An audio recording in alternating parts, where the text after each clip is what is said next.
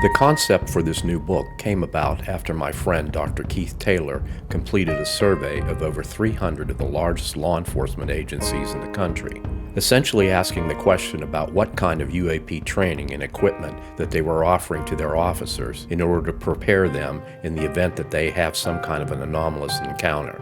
Sadly, the result was very negative in that none of the agencies responded with any kind of training SOPs on the subject of UAP. The purpose of this book was to prepare law enforcement and first responders for some type of anomalous phenomena that might occur.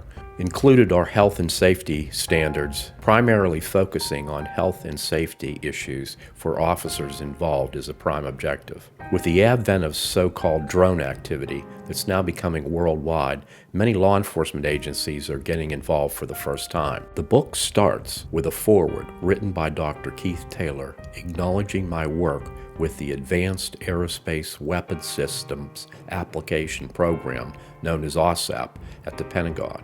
At this time, it was the most advanced funded rapid response UFO investigative team in the world, and then expressing our concern for the need for UAP training for law enforcement and first responders. The book has a very detailed index of terminology and acronyms that are used to describe UAP phenomena. There's a chapter reviewing the history of the U.S. government's involvement with the UAP phenomena, starting back from the Truman administration. And there's also a chapter about the high strangeness that occurs during UFO encounters. Most important is the chapter outlining how the government reconnaissance teams recover crash wreckage and how they interact with law enforcement. And there's some interesting photos of an alleged mobile recon unit on the road. In Chapter 9, the prime objective of this chapter is for safety and personal protection of officers. This is a very comprehensive list of what to do and not do if they have an encounter. Specifically outlined are the potential hazards that might be encountered, including nuclear radiation,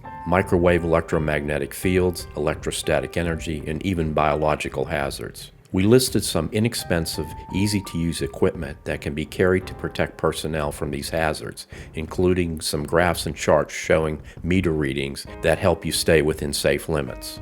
There's also a chapter for law enforcement that outlines questions that are specific to UAP phenomena that might be asked if they were interviewing a witness that can be used in the event a report is filed. And finally, a fun chapter outlining some historic cases where police have had some direct close encounters and chases with UFOs and UAPs.